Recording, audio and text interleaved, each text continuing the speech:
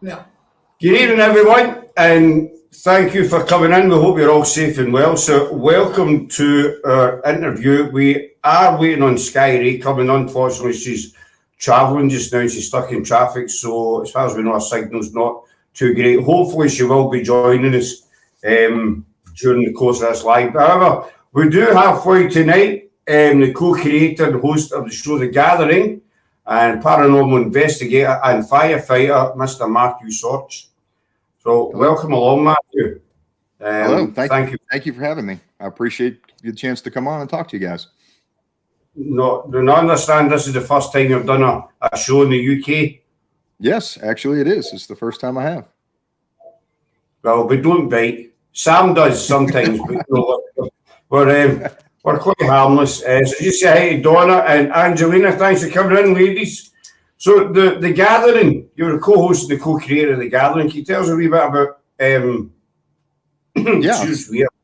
Yeah, so I guess like a lot of folks during the pandemic, while this was going on globally, we weren't able to get out and investigate and do what we normally do as a team.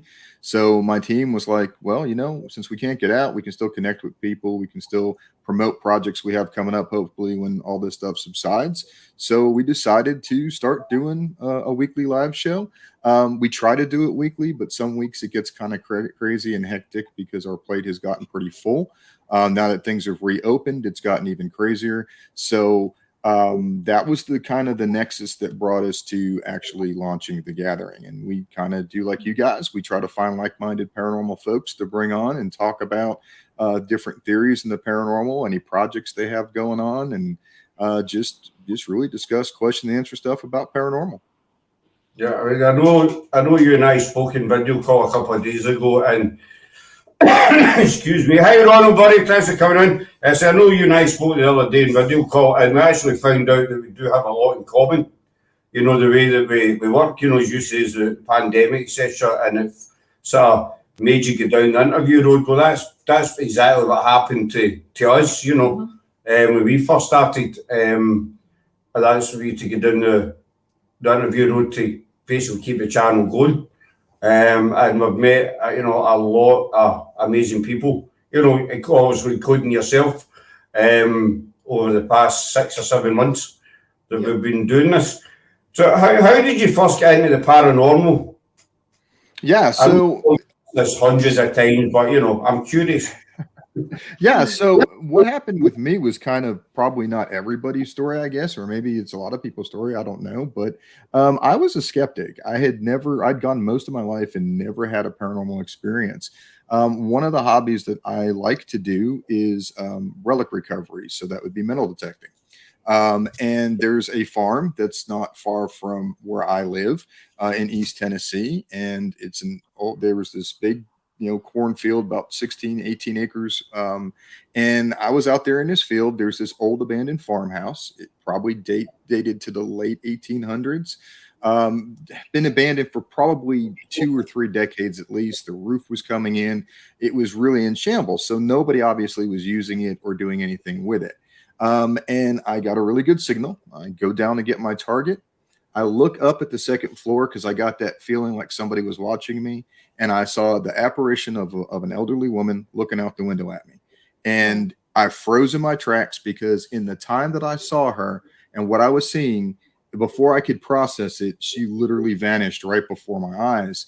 And I didn't know what had just happened. Of course, I tried to explain it and I chalked it up to I had a rough night at the fire department the night before. I'm just tired. I'm exhausted, whatever. But I did do what every grown man does when they see a ghost. I grabbed my stuff. I ran in my truck as quick as I could. And I got the hell out of there because that's what you do when you see a ghost. So that stuck with me. And I used to say I got the courage to go back, or I got the time to go back. But the truth is I got the courage to go back to the location. I had a second experience with a shadow passing behind me, turn around thinking it's the landowner, not thinking it's anything paranormal.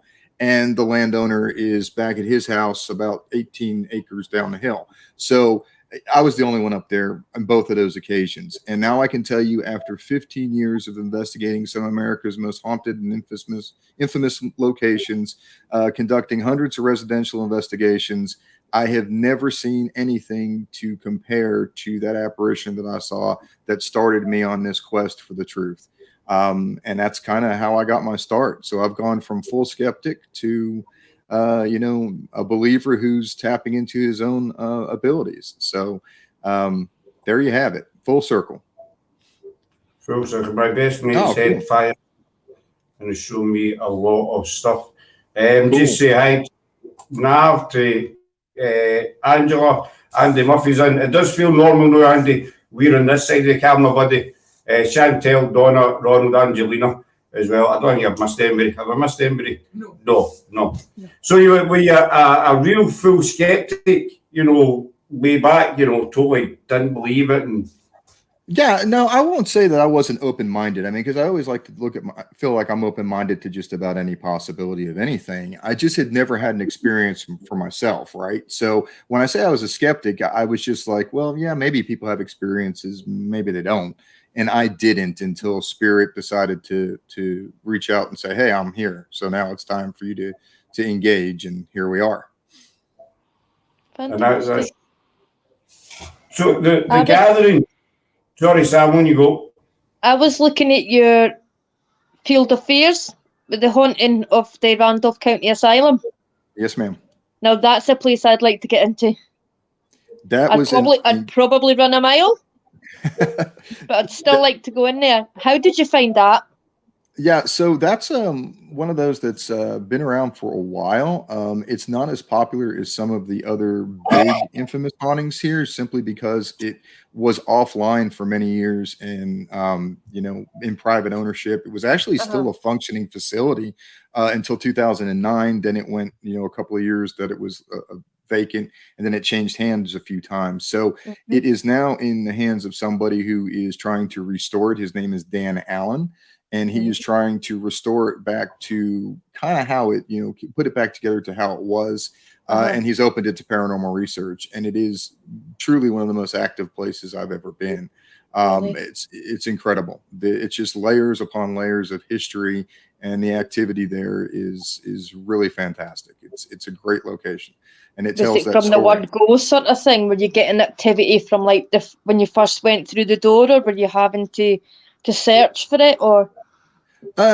Just like most, at least in my experience, it comes in waves, right? I mean, sometimes you can go into a place that is off the chain active, and then you can come back the next night and it's not maybe as active as it was, or you'll have these periods where it peaks and valleys, and we call it the wave, the riding the wave. But that place has a unique energy. It has its own palpable feel just when you walk in the door, and it amps up. And from daytime to nighttime, it literally takes on a whole different demeanor.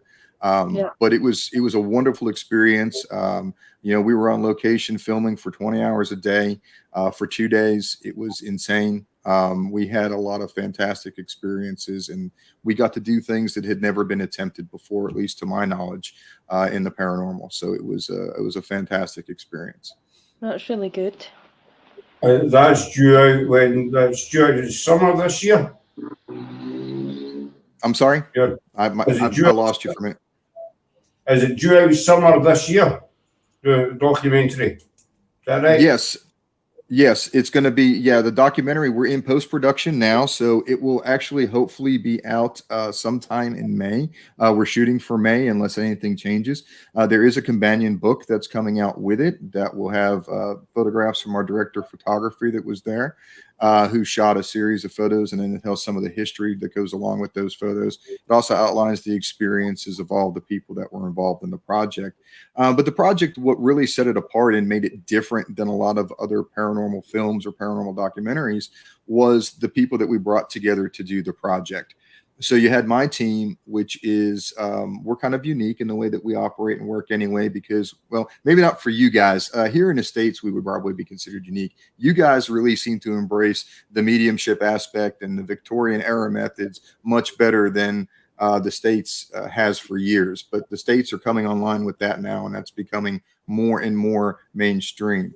The book will actually be called, it'll be called Field of Fears, and it's the companion piece to the actual documentary. So once we release the documentary, the book will come out at the same time. And it just goes a little deeper into kind of behind the scenes and the history and the stories and all that stuff. But what I was saying, what made this project unique was bringing those elements together. So within my team, we have psychic mediums. Most of us on the team are sensitive and have some level of abilities of our own. We also use a lot of Victorian era methods. So we do a lot of seances, and we do a lot of, dowsing rods and spirit boards and pendulums. And, we've got members that are skilled in the ancient rites and rituals and the craft and all those things. So we combine all those elements, right? And we cross-validate that with traditional technology and the things that people are used to seeing.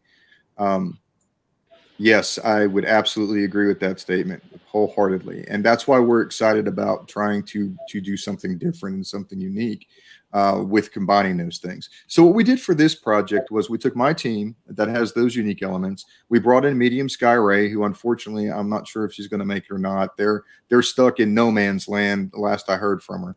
So we'll see. We'll see what happens. But we brought her on for her unique way that she connects to work, because every medium works a little bit different. So we brought her on.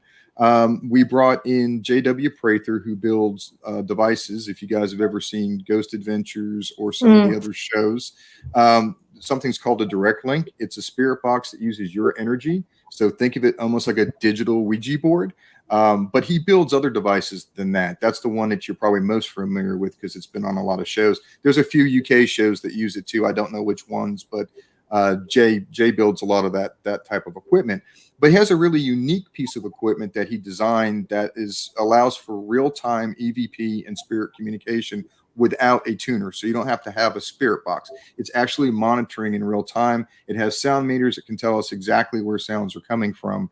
And we literally wired the whole 58,000 square feet with this equipment. And then we did controlled experiments that combined all these things while we were monitoring the entire building in real time. So when we conducted a seance, we were putting that seance voice out and that energy out through all 58,000 square feet at the exact same time. We had people stationed at different stations getting that information and seeing what they were getting on different floors throughout the asylum. Same thing when we did spirit box sessions, same things when we did some other experiments. We also had Justin Spurrier from Spurrier Paranormal with us. Justin is a veteran researcher for more than 26 years. He's a fantastic guy. Really enjoy working with Justin. And one of the experiments that he wanted to do was using infrasound type sounds. And what we did was find the frequencies that fire or other tragedies occur on. And then we pumped the asylum full of those frequencies through the world's largest Bluetooth speakers. And then we recreated the event of the fire that destroyed the original building. And then we waited to see what we'd have. And we actually used different lighting and smoke machines and things to create that ambiance in the basement. And then we had people on all the floors recreating what it would have been like for evacuating people in the fire. Then we paused and monitored the environment for a while to see what we would get back. And it was pretty amazing, some of the results we got. So we did a lot of different things that you probably haven't seen a lot of. And that was our whole thing, was to try to take it to the next level and do some next level stuff, outside the box stuff. So that was the whole idea behind the experiments, and to tell the story of the Field of Fears, which is can you imagine, being confined to an asylum your whole life because society just thought you were different. So it's the stories about those individuals too. And Freaky was saying it sounds costly.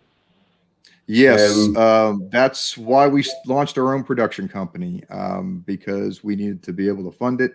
So to hire cinematographers and audio people and rent the location and then do some of the things. Yes, it certainly was costly. We did do crowdsource funding through GoFundMe to try to help offset that a bit. But ultimately, we ended up launching a production company so that we can also keep creative control of our own projects. That was the other big thing.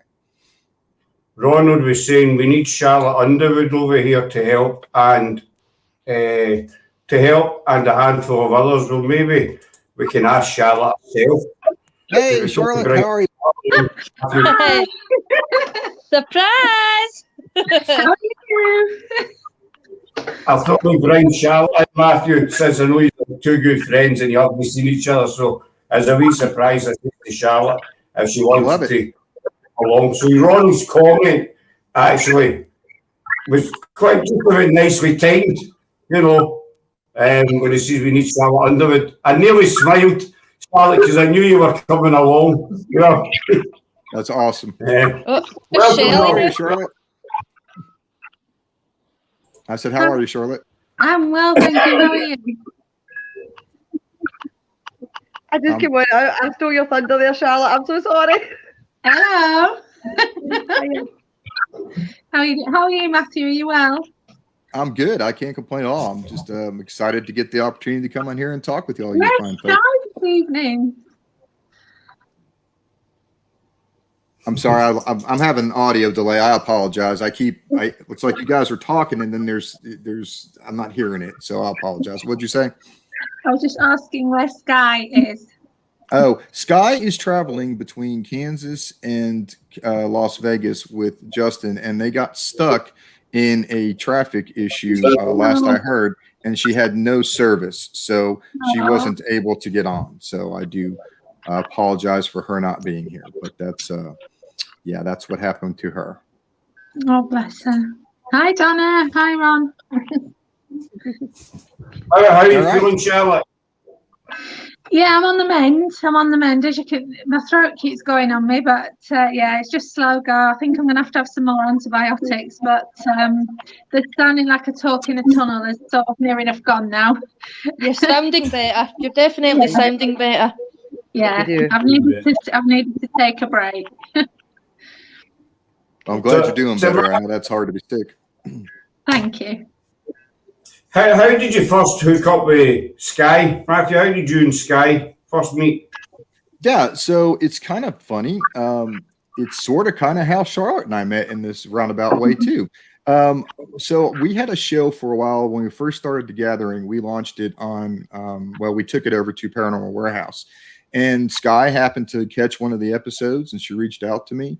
We started talking, and we just became friends. And from that, we started doing some collaborations together, working together.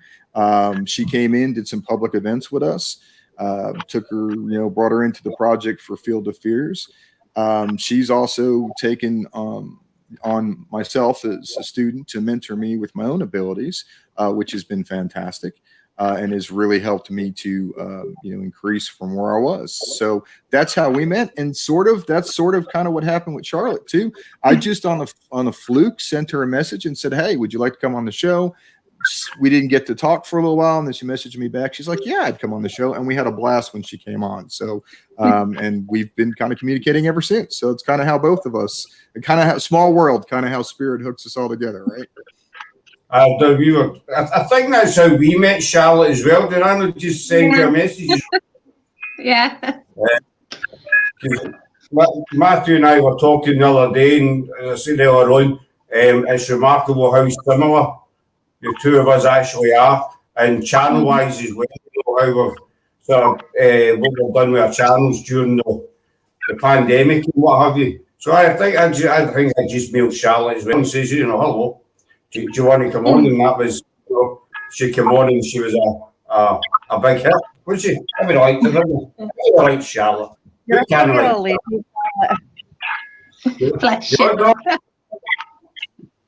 There's a little bit of a difference in similarity though, because Matthew, you can understand, you can't. Oh, yeah. He knows I'm only kidding. I get it all the time. You see when Patti comes on, Charlotte has to translate for Patti. Seriously, she does. So are you the official translator? Is that what they've got you doing? I think so. Well, she's going to do something, but sometimes I've asked Patti a couple of questions. A couple of times I've asked Patti something, and she'll just sit, bless her, with that blank stare. And she's like, I did not understand a word of that, did she? And so I need to slow right down, because I'm Glaswegian. We've got a habit. Shelley will tell you she's Glaswegian as well. Once we start talking, we've got this habit. We speed up during the conversation.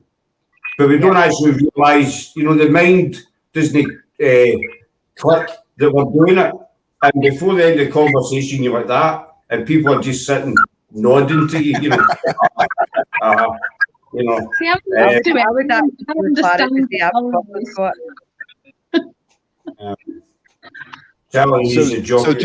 So what you're saying is I just nod when I don't know. I just go ahead and just nod your head. Okay, I can do this. I can wing it. And then we laugh at faces because they don't know what we're doing. True.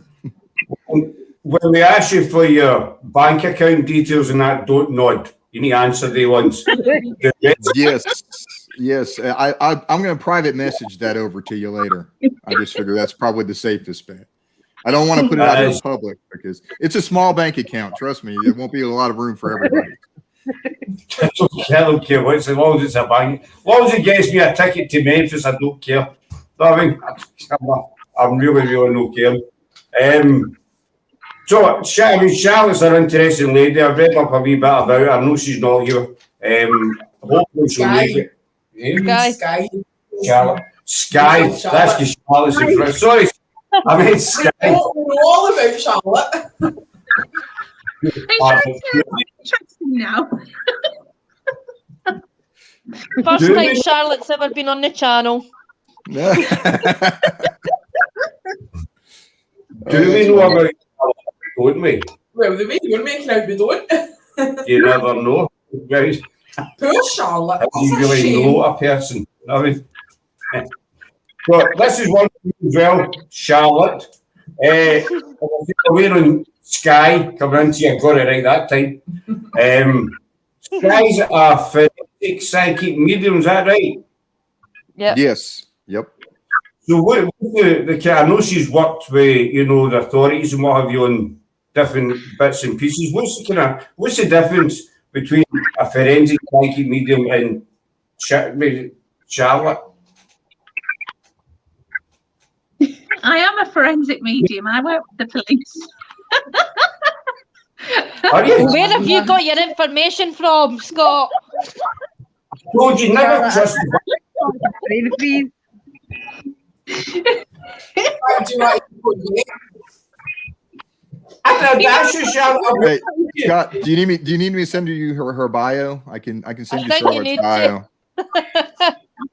I've obviously missed that bit out when I've been reading up on her. You know.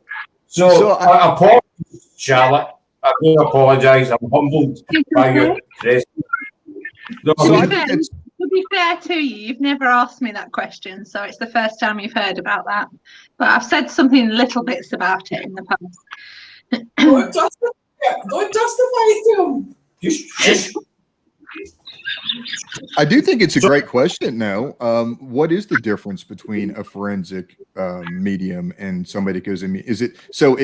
My opinion, Charlotte, you correct me if I'm wrong, but my opinion would be kind of how you go in is sometimes different. Whether you're going in mediumistically or if you're going in psychically. It's two different approaches to how you go in to get information, right? So what's the big difference in that then? Yeah, for me, yes. I mean, I work as a spiritual medium, but to some extent, you still do have to incorporate the psychic link when working with cases in that respect.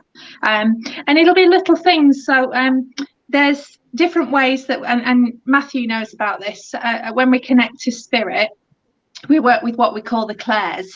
And it's just French for clear, and there are 8 of them. Okay, there's lots of different. There's clear seeing, clear knowing, clear gustus. There's lots and lots of different ones. Okay, but obviously I'll be here all day.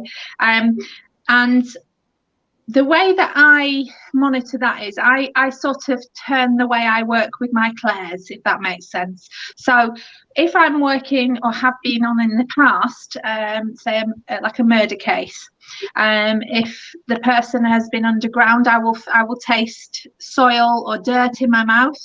If there's blood been in the mouth, I taste the blood. So this is coming in on it is a what they call a psychic link. You guys know I don't like the word psychic, but it is my own thing. But you are working on a different link.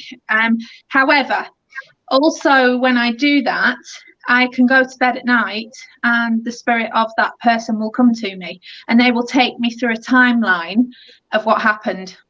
Okay, and unfortunately, I don't know how it is in the States. Over here, unfortunately, it's inadmissible in court, but we can help lead them to where they need to get to, if that makes sense. Right. Okay. Yep.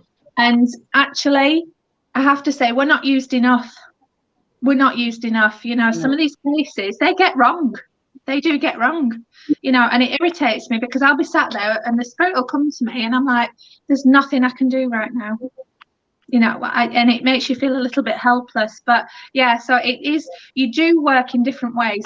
But the way I want to put this is that you're using the different clairs. And that's all it is. So we all work, and Matthew will understand as well. You know, each time I work, sometimes I work with clear knowing, where information just gets popped into your head. You'll not hear a voice, you won't get a scent or a smell, you won't sense it, you won't feel it.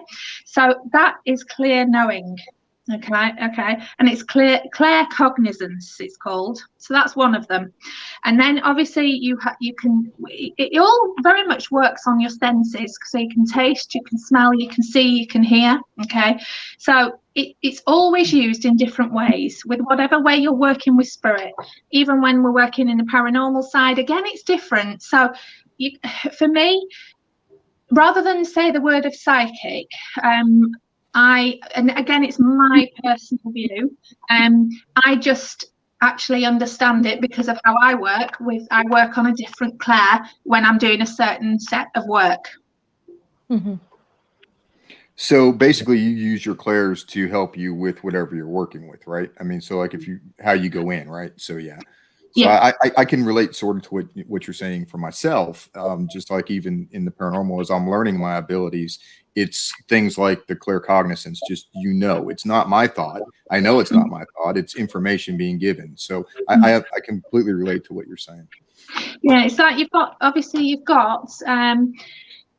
clairsentience. So people that are clairsentient sense spirit. Okay, so they can sense that they are around them.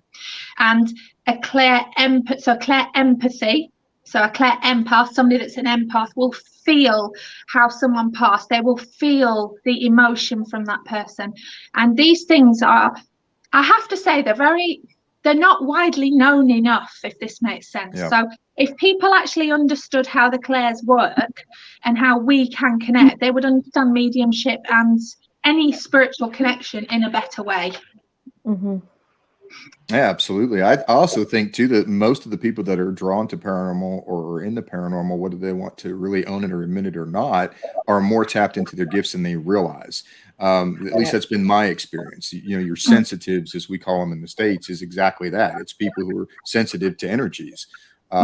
Which, you know, Charlotte, the summit that we're working on, you and I are getting ready to do with Sky and Jeremy Leonard and Jill Jackson, that's one of the topics that Sky and I are going to be teaching on in particular, is understanding those energies and learning how for the people that possess this ability may not even realize they've tapped into it, how they can use it in the field in paranormal, and how you can, you know, how you can translate that. So I think I'm glad you said that, because that's a really big thing for me, because obviously, as you're aware, obviously I'm working on the summit with you guys, but that's one of the reasons why I teach.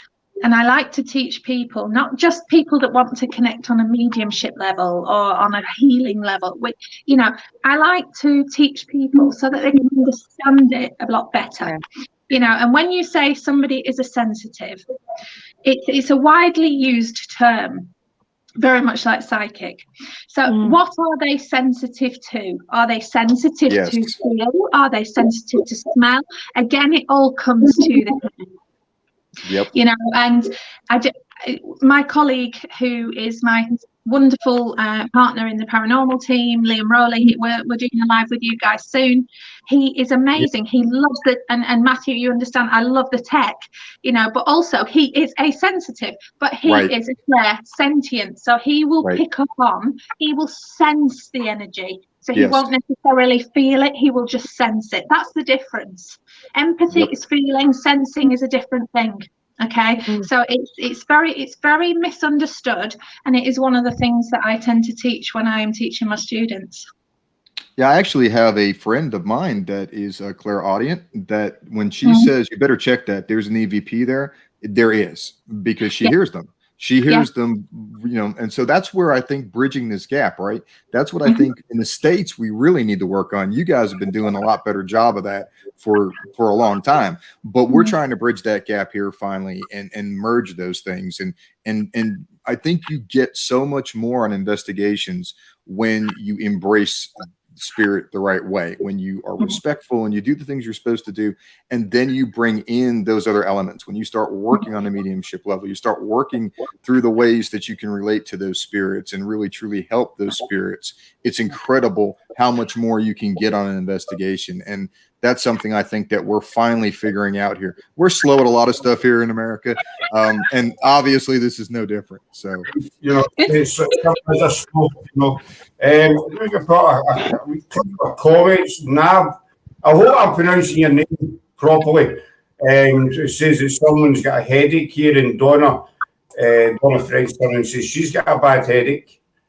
And then he came up to say, Donna is one of my students, and Donna knows that she needs to be doing what she needs to be doing, and she knows that, and she's had a break from it, so that's why she's getting a headache.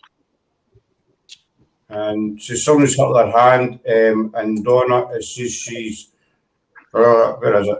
No, that's the wrong one. Sorry, folks. It moved just when I clicked on it. I'm doing really well tonight. First time Matthew's been in and I'm messing everything up, and that's great. Hey, this is great though, because I'm used to doing the show and I know what it's like to be on that side. I love being on this side because now I can just laugh at the stuff that you do like everybody does at me when they're on my show. So this is perfect. This is working out great for me. If Matthew's honest, we had a few technical hitches, didn't we, on your show? Absolutely. We always do. It would not be alive without them. No. That's right. That's right.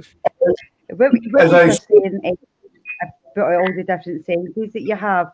Myself and Sam last night, we did an investigation ourselves, a local investigation. It was the first one we'd really ever done properly. Even though it was first, it was still like nerve-wracking. We reached a certain location, and the wave, it was actual, a really dark wave.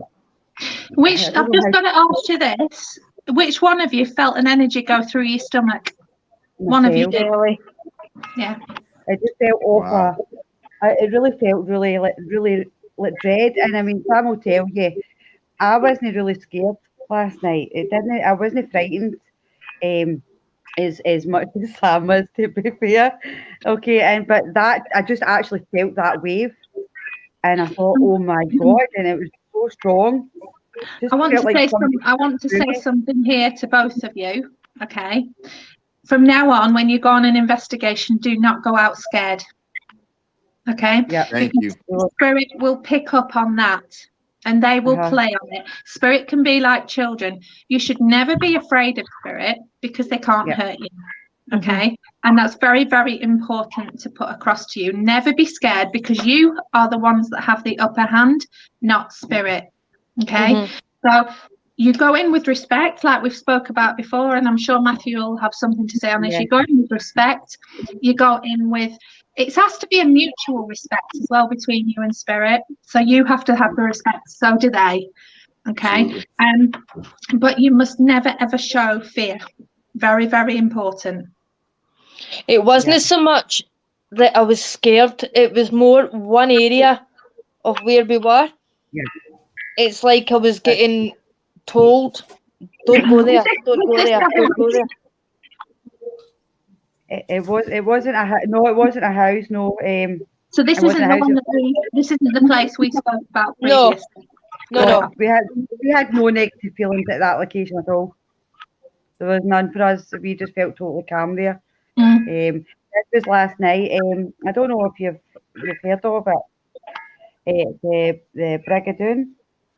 The what? Sorry, Brigadoon. Brigadoon. No, I haven't. Tamashanta. Bobby Bun. It may come to me at some point, but right now, no. I'll leave it at that. So we were at one location and we felt dread, and we were getting quite a lot of evidence through the believe it or not, the phone app, the app that me and Sam use, and the evidence we were getting it told us. I'll let Sam kind of talk you through that bit. What happened? We basically opened up a little bit and said that we were there, that they could use us as a voice, and that we didn't mean them any harm, and that we were being respectful, etc. And we weren't there to cause like any disregard or anything to them.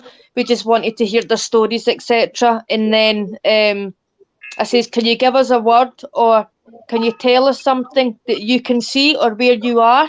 And it came up with two females. It was me and Shelley standing just ourselves. It said two females, and it was calm, and then patience. Team came up as well. Team came up. Okay. Team. Yep.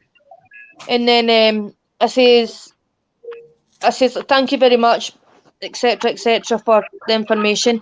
Can you give us another word, or can you let us know your story about what happened here? And it came up Slayer, as in like a slayer, Slayer. And then as we were walking away to go further down, it came up and said blood here. Okay. Wow. And then we were leaving there anyway, so we thanked them for like communicating and says, that's us going now. Thank you very much for speaking to us. Where would you like us to go next? And we'd already been into the second location beforehand, like in the daylight sort of thing. And there was this area that I just didn't have any inkling to go near at all. I don't know what it was. It was like there was a block stopping me going to this particular area. And I actually said out loud to Shelley, oh, for God's sake, I better not be this area. And it came up and said, coffin. Wow. And it was exactly the same thing that Sam was here from. And it was a crypt. It was a crypt. I didn't want to go near a crypt. There was a crypt and the door was half open on this crypt, which made it look like it'd been disturbed. And for some reason, I wasn't liking the feelings I was getting from this crypt. And I says to Shelley, I don't like that. It's making me feel uneasy. And my hand was tingling. My hand kept tingling. Let's go back to the crypt thing. So I've got to just say this name to you, of Michael Dwyer. Okay, that's the name that I'm being given, connected to where you've been, Michael Dwyer. And also, I want you to have a look into 1858. Separately, so the name doesn't connect with that year, but 1858, there's something in connection to that area with 1858. Okay, September 1858, the 12th of September 1858. Well, that's my birthday. No, 1950. You were 1858. I wasn't even born in 1958, but it was the 12th of September. But I want to just come to this crypt thing, because this is like where it's a little bit of a bugbear for mine, because people have the real wrong view on crypts, on cemeteries. They are where people are resting, their bodies are resting, okay? Yeah. They are not where spirit are. Spirit goes to where they want to be with their loved ones. You. Like that. The only reason you would get something negative in a cemetery or a crypt, so actually there's two things. So cemeteries are built on land. We all know that. It's quite obvious. Yeah. But that land can have had lots of happened to it, over here especially, over the hundreds and hundreds and hundreds of years. So if you see somebody walking along that land, you can't see their feet. Land grows over time, so the feet are under the land, so it looks like they're floating, and they're actually not. And these are spirit that are from before the cemetery. A cemetery is a place of peace. A crypt is a place of peace. I don't like how Hollywood have made things, because it's a very infatual way of looking at it. Because the only reason that crypt would be any negativity in it is if somebody has gone in and done something that they shouldn't have done, like paranormal people, not necessarily you girls, but paranormal people have gone in and they've actually angered spirit and spirit, and that's the only reason. And obviously, Matthew, I'd like him to say as well, you know, what his thoughts are. Yeah, I totally agree, Charlotte. I was actually sitting here nodding my head because I have that same take. My only I don't do a lot of cemetery work, and the simple fact is because I just don't have a lot of connection to cemetery work, and it's not that there's anything wrong with it. Just for me, I'm with you, Charlotte. That's not where I go to find spirit. I think spirit is where they need to be, where they want to be, where they want to go. And a lot of times I think of it this way myself. When I pass, if I come back and visit, I'm not going to go to my gravestone. Like, for example, my dad passed away in 1986. And that's when we lived in Florida. I now live in Tennessee. So I haven't been to his grave in 20 some years. So if he were to go back there looking for me to visit, he's not going to. He doesn't. He comes here to visit me. And I know this because I now have the ability to connect with him.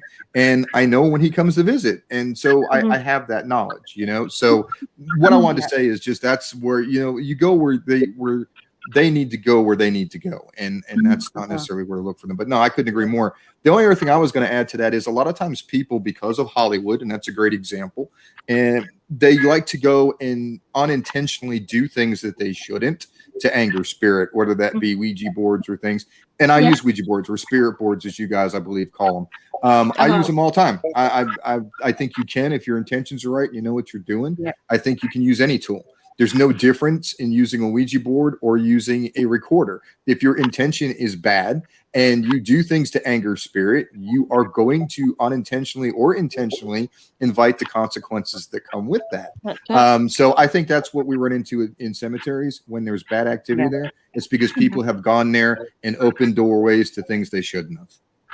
And I think the both of you have actually hit the nail on the head. But I don't want to disclose too much because the video is still to be edited and it will get posted onto the page as soon as it's done. So then you can then have a look and let us know what you think. But it is interesting to see that. Because normally we would find a cemetery people, but it just had an uneasy feeling about it, and so, but all will be revealed. So Justin Spurrier, like I said earlier, he was one of the people we brought in for the project. There was a couple, Justin, and Justin, you'll remember two of these, I'm sure, very, very well. One of the memorable things for that was when we were doing the experiment where we took the two boxes, Jay's two IDC devices, and we connected them together. And we had Sky on one side, the female side, and we had you on the male side. And we were trying to get that interaction. And that's when we got the interaction where we heard the footsteps come up behind us. We said, "Who's that?" We got me across the box. And immediately after that, we said, "Well, who's me?" And the name Joe was clear as day came through there. So we had the physical validation. We had the audible experience. We were sensing and feeling that anyway with our own abilities to do that. And then we had equipment documented. So Justin, I'd say that was probably one of my most memorable experiences during the filming. Ron was asking, whereabouts in Florida were you from? Yeah, so I was born in Staten Island, New York, and I grew up in Hollywood, Florida. So the Fort Lauderdale, just north of Miami, Fort Lauderdale area. I lived there until I was 24, and then I moved to Tennessee. So you've been about it. You've got a bag with your accent. My accent. Yes, I gave Charlotte a hard time when she came on there because I love your all's accent. So I have a lot of fun when she was on. So yes, paybacks now, right?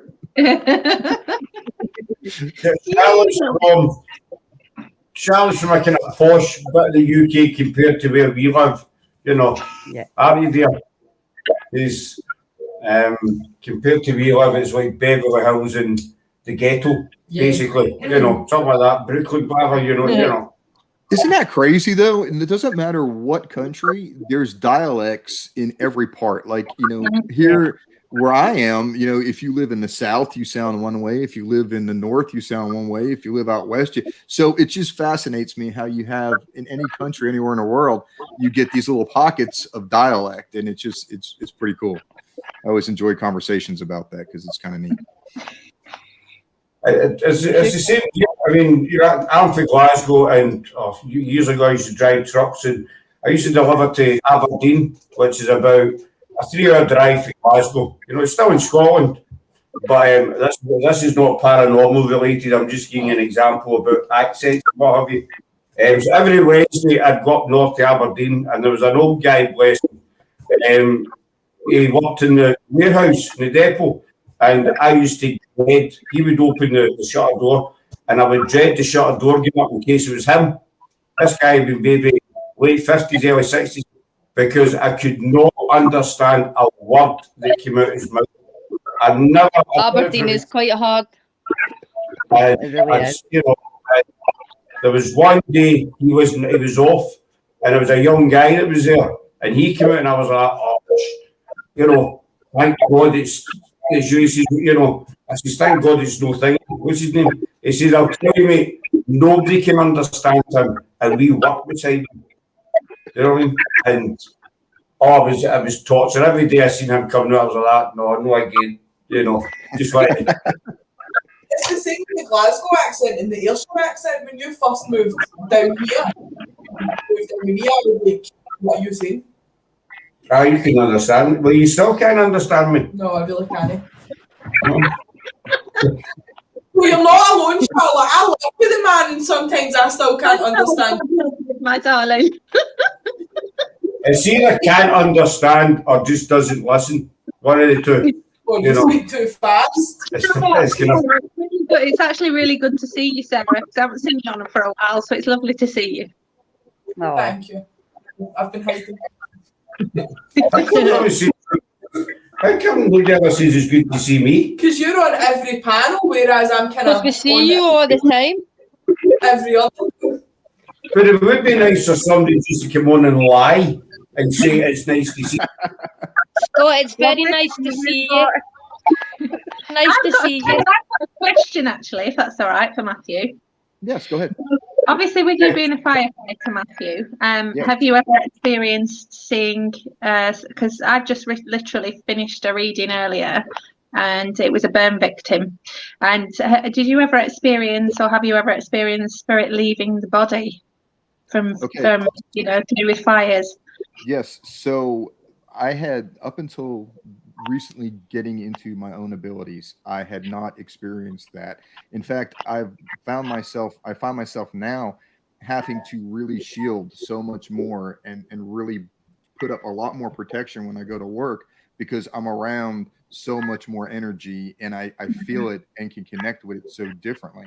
But yes, I recently had a call where the person was in cardiac arrest, and I saw him standing outside of himself. So that was a strange experience for me, and he didn't really quite understand what was happening. So I kind of had to wear two hats in that moment. So and I suspect you're probably picking up on that, Charlotte, because I see you nodding. So you're probably connecting to. I asked. Yeah, no, yeah, and that's true, and that's yeah, that was a wild experience. That actually took me back for a second because I had never experienced that up until then. So I'm having to work really hard on that when I'm on the job. That must be quite surreal to There she is. Hey, be doing the job that you're doing, and obviously to have that spiritual side as well, to be able to see like the spirit standing out with their body. That just must be completely surreal. It's I will say, I'll give you an experience that I had, if that's all right with Matthew, because obviously I know this is Matthew's interview. But I can't obviously say which supermarket it was, but it's a supermarket I never tend to shop at. And I was literally going out to get my daughter, one of my twins, some new school shoes. And I was off going to the other supermarket that I normally shop at. And something pulled me. Some spirit was saying, you need to go here. You need to go to this supermarket. So I did. I was literally actually just getting something from the pharmacy as well. And just as I was stood there, this gentleman started walking to. He was leaving the supermarket, so he had a trolley in his hands, and spirit turned my head. They literally went like that, and my head turned so quick. Oh, wow. And this gentleman just dropped to the floor, banged his head, and he was in cardiac arrest. Wow. Now, I straight away went over to him because I have a medical background, and I started CPR. And he literally, I could see he was still breathing, but I needed to, because I could tell his heart rate had slowed down. And then I checked under his shirt. He had a pacemaker in, and he had a GTN spray in his pocket. So all these things indicated to going into cardiac arrest. So he decided to leave his body. And he was stood next to me, and I said, "Oi!" And this is how I spoke to him. I went, "Oi, get back in your body now. It's not your time. You're not doing this to me." And he got back in his body. And yeah, as they were, I mean, I was doing the CPR for quite some time before the lousy staff at the supermarket covered up the area, and everybody was staring. It was awful. And then he got out again, didn't he? I went, "No." I went, "No, no. You're not doing this to me. This is not your time." I said, "Get back in your body now." And the people were looking at me, and I just thought, I don't really care, because he was stood next to me, and he's looking at me like, what's going on? But I also knew that he had been in this situation before. And so long story short, he did unfortunately pass away the following day. And I went to his funeral. And it's just something that I had to do for me, for his family. And I'm glad I went, because his family were told that he passed outside by his car, totally not where he actually passed. And his sister said to me that he'd had 3 previous heart attacks. Wow. And so he unfortunately, I did my best with him, and kept him alive, but unfortunately he wasn't meant to be. But he listened to me, and he got in his body those 2 times. But I had to be like, get back in, and actually say to him. And people were looking at me, and I said, "Look, I connect to spirit." And then they just thought it was normal. They went, "Okay," and that was it. So for me to be turning and looking to my left and actually saying, "Get in your body," and actually by that time I'd looked on in his wallet to see what his driver's license, what the name was on it. And I'll never forget him. Never forget him. Bless him. That's amazing. That's really amazing. It's a wonderful story. You see, Sky, if you're still watching it, it's not a problem. Matthew explained you're having tailbacks of all the traffic jams on your way. I'll drop you a mail on it, and we can get you back in, and Matthew and Charlotte, if you can understand as well. I love it. They needed a translator for me, I think. I think they're saying it's for Scott, but I think it was for me, because they were afraid of dead air. So like, Charlotte can understand this clown, so let's get her on here so we can talk to him. As I told you, this clown, not Scott. No, he meant himself. I understood very well. I know what you meant. But as I said the other day, Matthew, we are serious about what we do, obviously, and we do it with respect, but we're a kind of channel that has a kind of laid back approach to our lives and to our guests and what have you. And we've always felt that it works better, it makes a guest more comfortable if they can just sit back and have a laugh, but still, chat about what's important. And as I said, we always do it with respect. I think that's why Charlotte keeps coming back, because she likes my sense of humour. It's because you keep asking me or hounding me. Not really joking. Well played. Yes.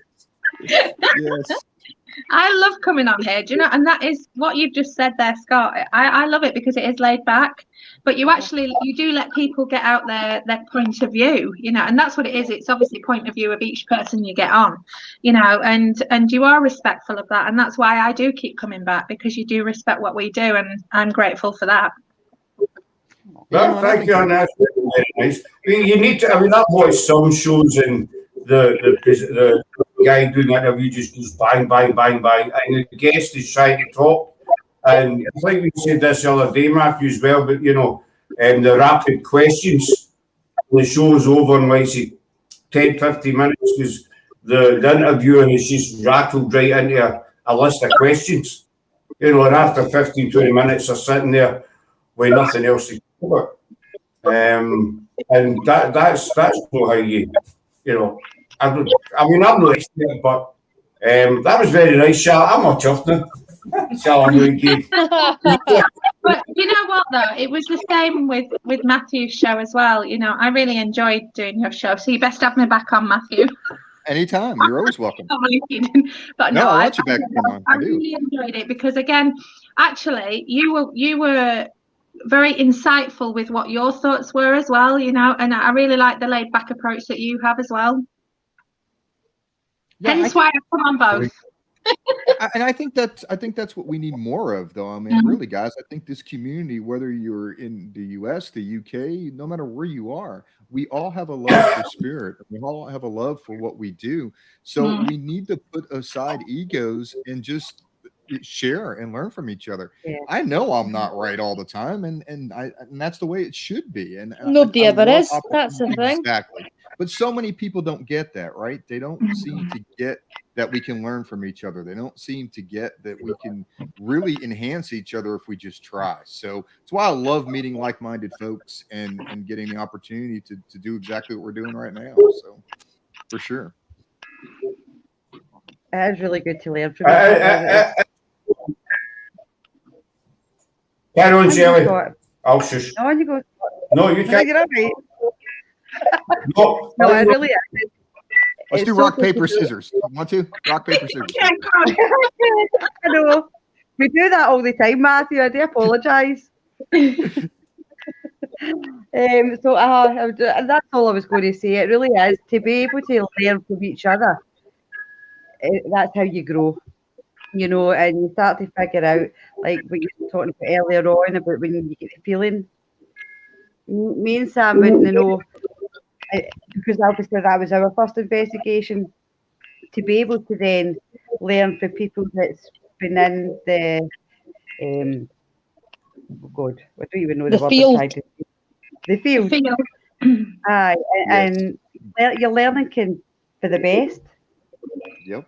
Let me just say to you there, I'm going to stop you in the same way you say you're learning from the best, because there's people out there in the paranormal side of work that call themselves experts. Nobody is an expert. It's like when you go on, if you go on a course, I mean, there's some wonderful courses out there, but if you're certificated on a course to do with spirit, my view is, how can somebody give you a certificate to say that you can definitely connect to spirit? Nobody can, because only you can know. You know, that's so it's always, there are specialists in paranormal fields. I'm one of them. You know, we have special areas, but there's never anybody that's an expert, because one thing I always push to my students is, you are always learning. I'm always learning. You know, you will always learn throughout your life. It's a learning curve all the time. That's what I say about my job. Yeah. Every day is a school day. Every day you learn something else. Yeah, it's true though, isn't it? That's exactly, and that's right too. Spirit chooses you. That's exactly right. That is true. That's my story. I mean, that's me. It was time. It was time for me to get into this world, and that's why my experience happened. I believe that. It's the same reason why all of us are sitting here having this conversation right now. Spirit has put us together to have this conversation for a reason. So I'm a big believer in that, and I want to just jump in on that too. I mean, like in the fire service here in the States, when a guy starts saying he's an expert, it's time for him to retire. It's time to go. When you're not able to, I mean, I've been doing this job for 27, 28 years now, and I learn something new every time I roll out of the station. So so well said, Charlotte. I mean, there are no experts. We have experience. There's different levels of experience, and that's where we can come together and collectively share. And that's the difference, right? I totally agree with both of you, Charlotte and Matthew. You know, I've said it a few times.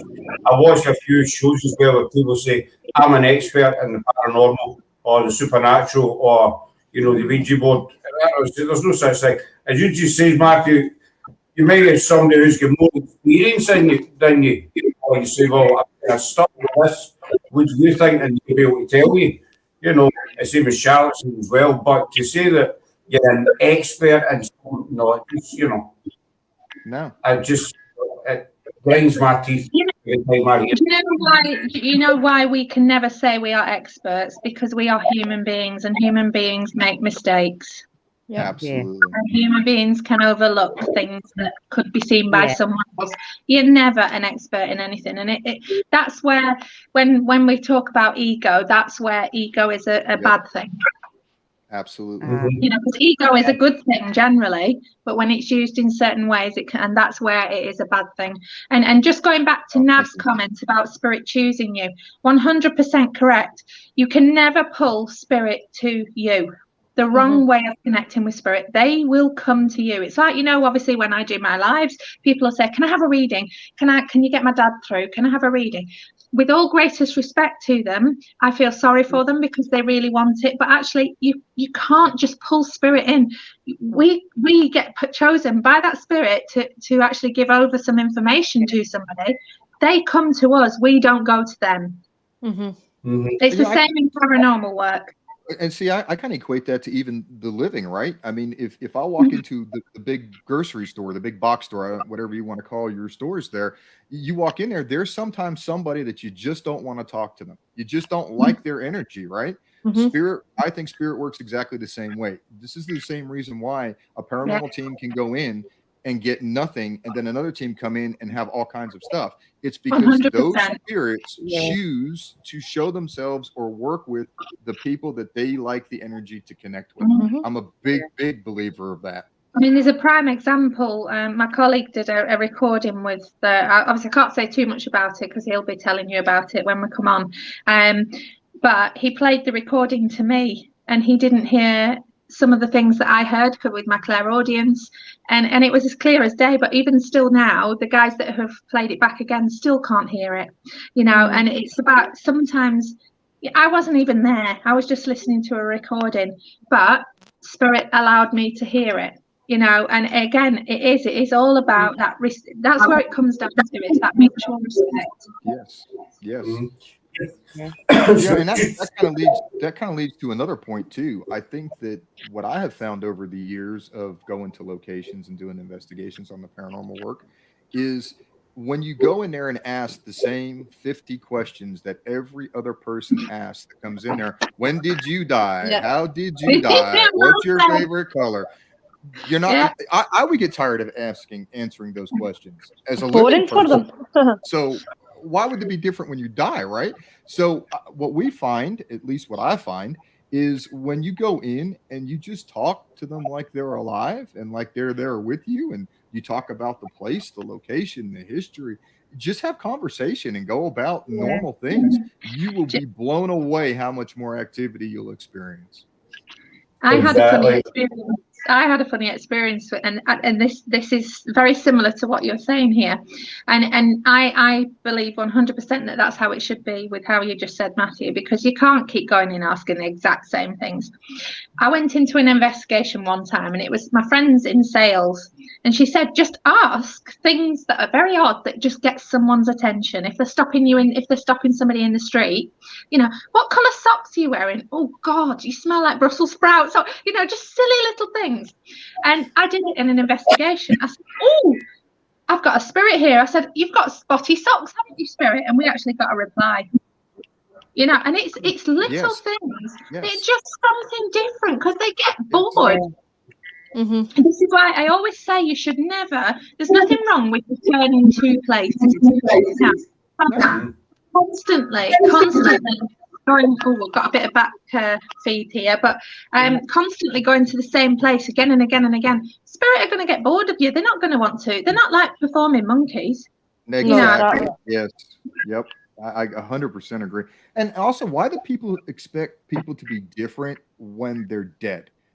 They're going to be the same in life as they were when they're dead. For example, they don't change because they've passed over. No. So if you encounter Jack the Ripper, do you expect that to be a very friendly interaction? No. He's going to sit down and offer you a cup of tea. Come on, Matthew.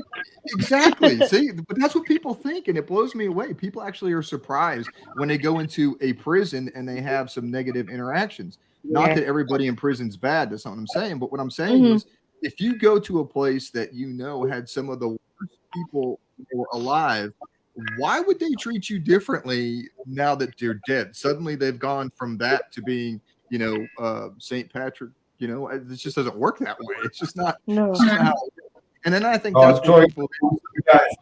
The only difference between spirit and us is the physical body.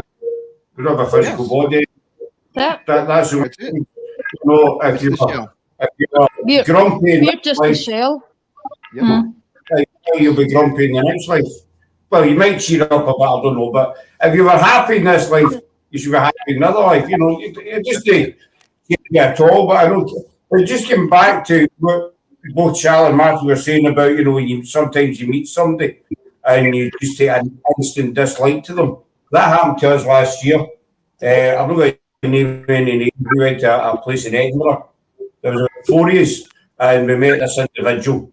And you know, everybody else was always, you know, saying hello to him and what have you. And I stood well back. It's not that I was scared of him, but I just didn't feel right, you know. And I see you say it later on. There's just something about that person that's no right. And so I stood well back. And it turned out about a month or two down the line with good reason to, you know, not like the individual. But it was just an instant. I'd never met this person in my life before, and it's just like that. No, I'll stay with this one. Thank you very much. But you do, you know, you just get.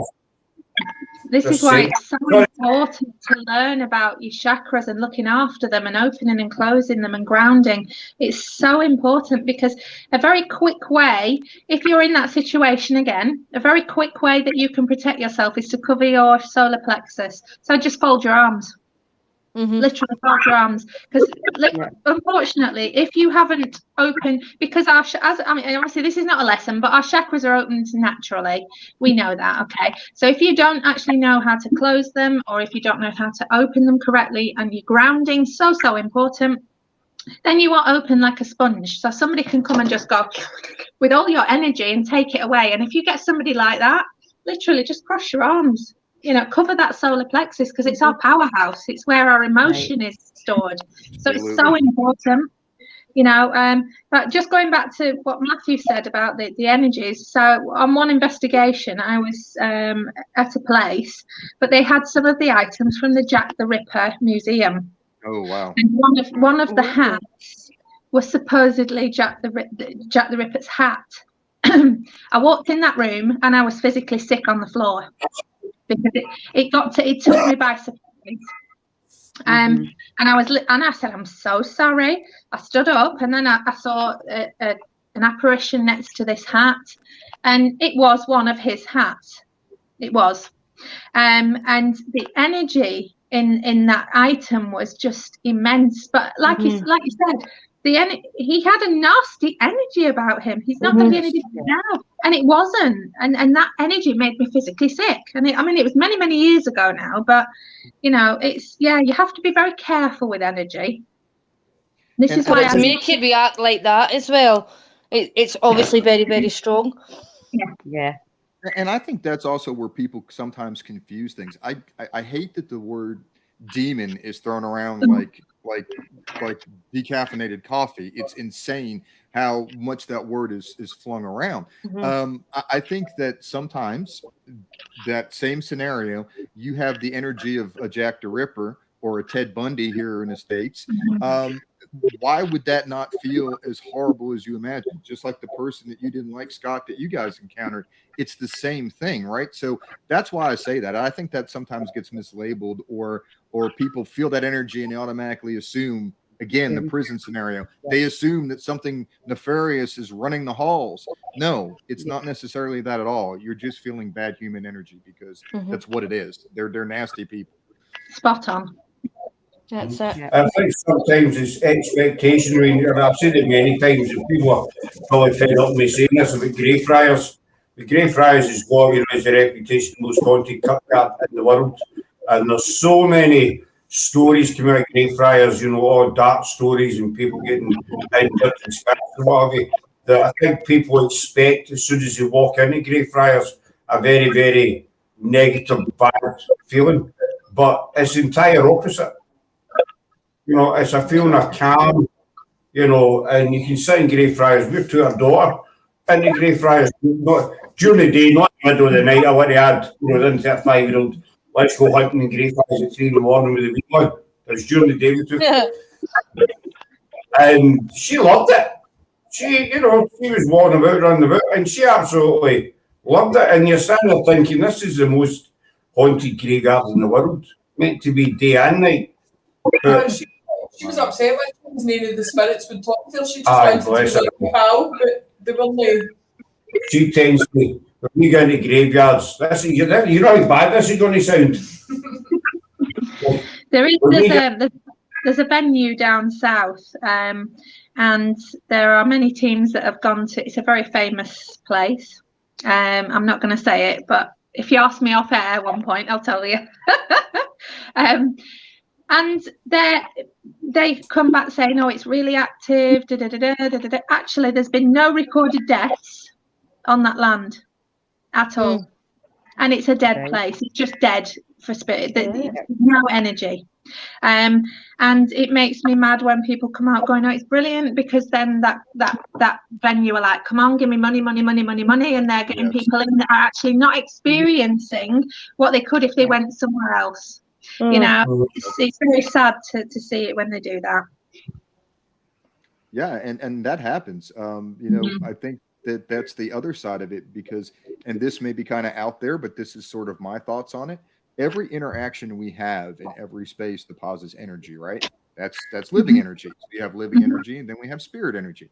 So if we think about depositing energy everywhere we go, if we go into a place assuming that there's activity, and we can create activity through that same thing. It's false. It's a false activity.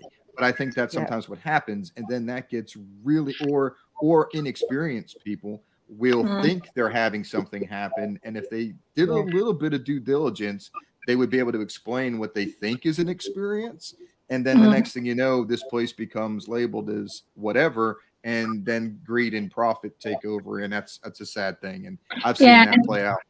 Yeah, I remember going to a certain, again, I'm not going to say where, but a certain very, very, very, very famous American team had gone to an English place. And that when we went along, I went to this certain area, and I said, I'm not going to be going down there. And they said, well, why? I said, because somebody has let in some very negative energy. And then he said to me, oh, well, they've done a demonic retrieval down there. I said, no, they didn't. I said, stop using that word. And I told the gentleman off. I said, don't you tell me demonic. I said, what they've done is they've opened up an absolute vortex to any spirit there. You know, and this was a so-called team that are very famous and think and say they know what they're doing, and it wasn't that case at all, and it was actually the case that I had to go and close that down. Wow. You know, and this is the thing that you will have, and it's a big bugbear of mine, is that you have teams going in that think they know what they're doing, but they actually have no clue what they are messing with. No clue. And often they make it worse. That's the thing. And that's something that we've had to come in behind teams that go in and they think they're doing something, and all they're doing is really pouring gasoline on the fire. And then we have to go in and fix those pieces. And that's why my big pet peeve, and I say this on my show, every show I ever go on, is residential work. If you're helping families, then make sure you know what the hell you're doing, or don't, because you can do a lot more harm. These people end up provoking. Yes, these people are reaching out to you because they're at their wits' end, and now you go in trying to have an experience and bust out a bunch of equipment. No, you're making it worse. Exactly. That's a big pet peeve of mine. I always get on that soapbox. I can't help it. No, I'm actually, I agree with you 100%, because I do house clearances, and there's no way I would let anybody else deal with it other than myself. You know, because I don't, and it's not, I have 100% trust in spirit. I just don't trust people.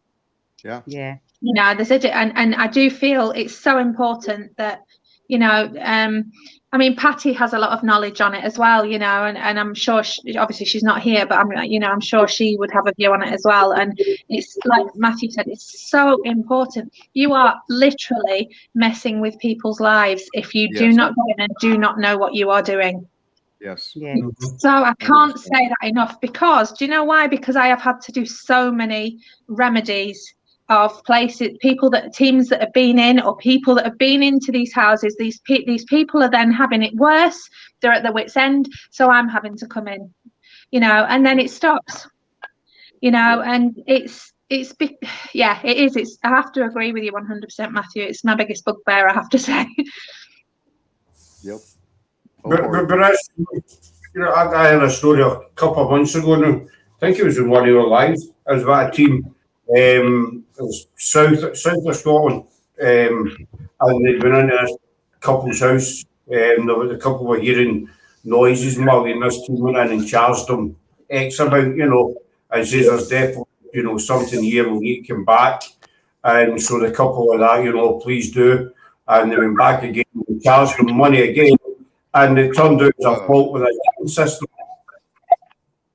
That's where the noises were coming, a faulty central heating system.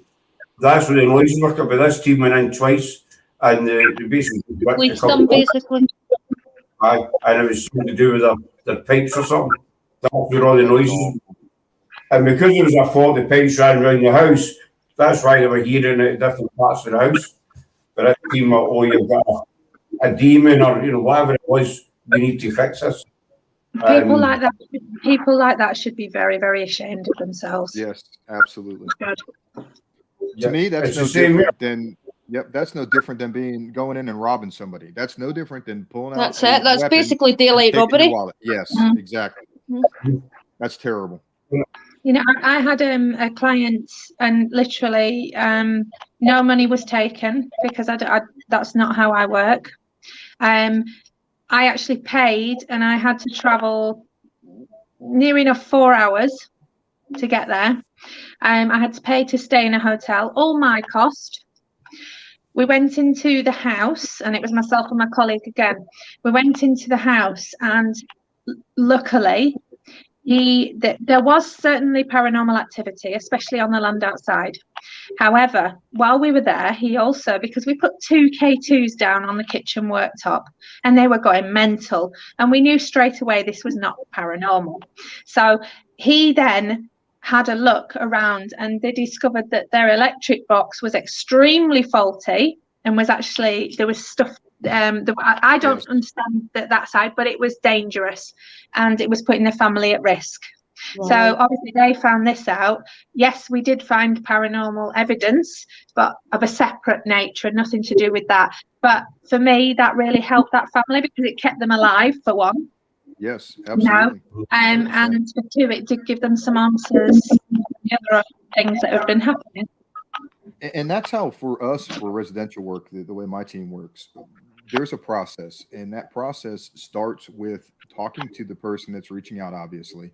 There is an in-depth questionnaire, and that in-depth questionnaire goes over mental health, drug use, alcohol use, any other factors that might be what is the cause here. Because if we have situations going on that are related to mental health, then we don't need to go in there. And even if there is paranormal activity on top of that, you can, again, exasperate another issue, right? So that's the first step. The second step is coming in and bringing our lead psychic comes in. We come in, lead psychic medium, myself usually, and we'll do a sweep of the house. And that sweep is 2 things. She's connecting. She's seeing what she gets. I'm seeing what I get and what I pick up on. But we're also taking meters and checking all those baselines. I want to know if there's faulty electrical wiring. I want to know if there's a history of gas leaks. I want to know anything that could be causing any type of issues within that home that is making them think they're having a paranormal experience. And then it escalates from there depending on what you run into. And 99% of the time, we never have to set up for a quote unquote investigation.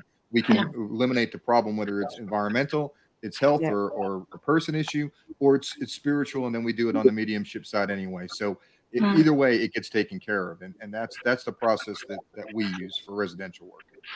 And I think that's wonderful, and it's very much how we work also. Because and going back to that particular property, the last 3 owners had all had some form of paralysis. The last 3 owners of that property. Wow. And just woken up one morning with paralysed, one had a bleed on the brain. I can't remember the other one offhand, but it was all some form of paralysis. So that concerned me straight away. And so there are lots of aspects that you do need to look at. And also one of the things that I will do is actually review a property over a video call like this before we go anywhere. Yes. Okay. And it's so important that it is done in the right way, because you are messing with people's lives. You really are if you are doing it incorrectly. And I just can't. And I'm with you, Matthew. It's a massive bugbear. It really is.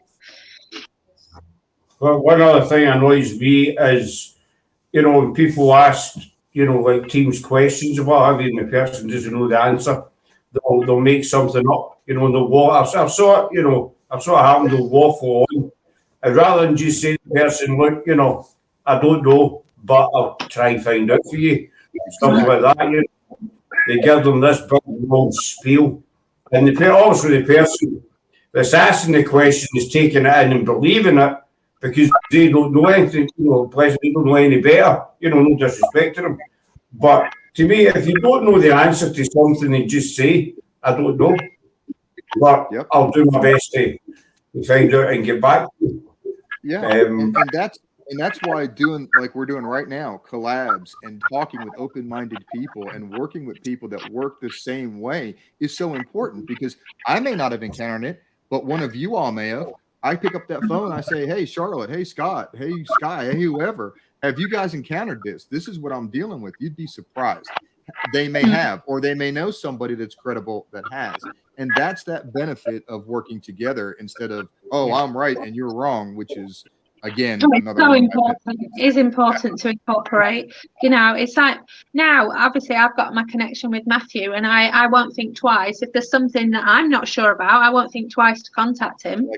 And Sky and other people as well, because that's how it should be. I do have other English colleagues here that I would contact as well, because we're not infallible. We're, as I said earlier, we're human beings. Sometimes we don't know the answer.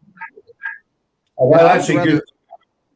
Sorry, Matthew. I was just going to say real quick, I would rather recognize that I was wrong and then somebody point out the right thing, so that we can ultimately get the truth of what's going on, or B, help the person that needs help. So it's not about me. It's about the people or the location or the spirits. And that's what gets lost too. It's about the spirits that we're bringing our messages over for. That's what it's about. It's about the living and the dead equally. It's not about the investigator, the researcher, the medium. It's about the spirits that you're working with. End of story. That is very honest. I was just going to say, that's a really good thing about doing I was going to say interviews, but chats. You get to meet people, and you get this. I've been always say a circle of friends. You get to meet people that you can contact. As I said way earlier on, Sarah and I were just doing chats, and we've met some amazing people, yourselves included. And we know if we ever, have a sticky moment, we can, Charlotte, Matthew, whatever, we'll Charlotte with me and Matthew. And that's something we would never have had, before, without doing what we're doing. Obviously, you probably the same, Matthew, because we're the gathering, the same time here. I meet people in the field, and you get to know. You get that sense who's genuine and who's not. Yeah. Absolutely. Who you can ask and who's kind of, on the fence, as we say.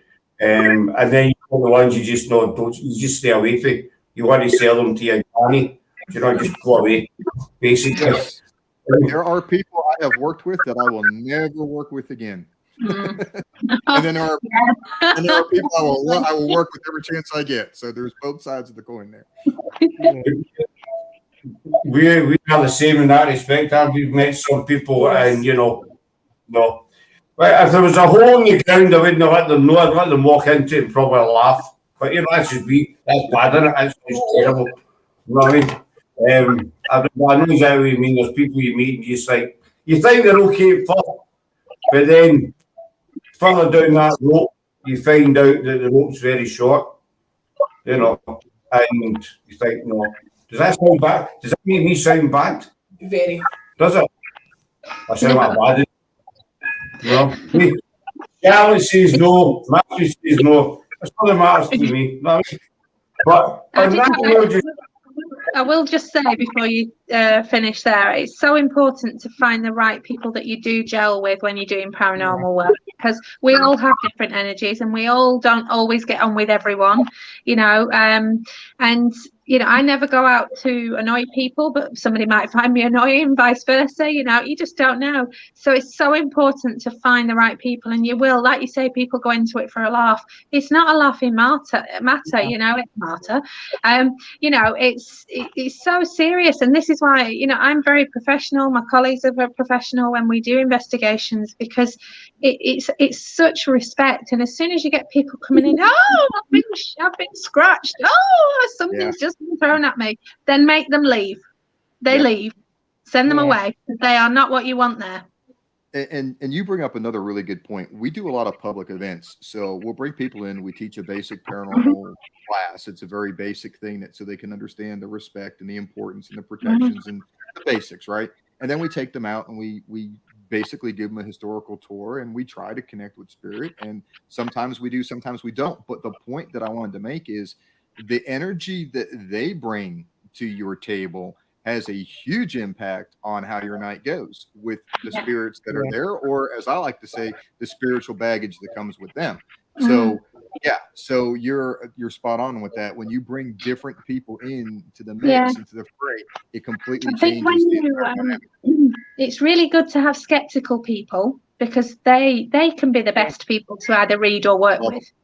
But it's when you get people that are just come in, and I will say it, and I don't normally swear, as you guys know, but someone that comes in that's just an absolute asshole, and they are there and they just go like that. It's like a brick wall. They just will not entertain anything that's coming in, and they can bring the energy down, and that's so important. People like that, remove them. You know, it really is so important. Or you get the other ones that are they've watched too many Hollywood movies, and they want to come in and do these crazy things that are just silly, and then you have to deal with that too. So it's sort of like babysitting sometimes also. So. Matthew, we're so alike. It's untrue. I know, but I know, you know, you don't get in. You get these people, as Matthew should maybe watch too many Hollywood movies, and they go to an investigation maybe at somebody's house, and they've got about 30 different gadgets because they saw it in a film. You know, and it's with the inside of NASA or something like that. This poor woman's living. You know, it's all lit up in it. People walking by think she's having a party. You know, but it's actually because this guy's came in with all his gear. I saw this in a film, so it must work. You know, I will say to you, when people say they're doing a home investigation, no, they're not. They're doing a study of what is there. It is not an investigation in someone's home.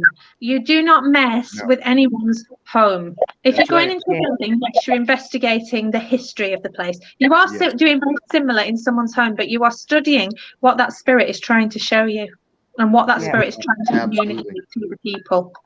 Exactly why I refer to ours as residential work, because we're not investigating. When I go to a famous haunted location, I am on a paranormal investigation as a researcher to study the phenomenon of that location, how I choose to do it, whichever method that is, whether I focus on Victorian stuff, focus on, you know, connection stuff, or focus on equipment stuff. So yeah, I couldn't, again, unusual that I would agree with you, Charlotte, but yes, I absolutely do agree.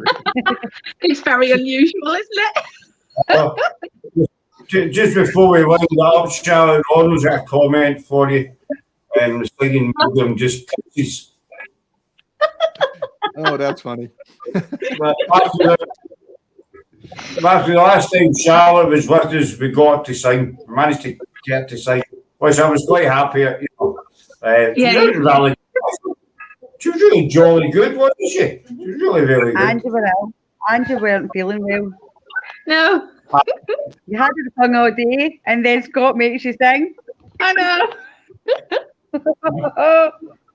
It's all about fun. It's all about fun and joviality. But on that note, talk about singing, on that note, that was a wee joke. We'll wind up there. I'll just hold on to you for a wee minute after we come off, if that's all right. Guys, so Kevin and chat, thank you very much for coming in.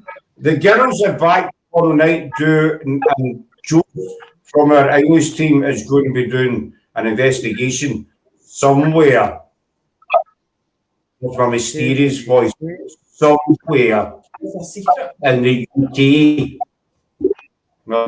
And then Karen Perkins in on Saturday for our first ever Karen's Book Corner, so that should be good.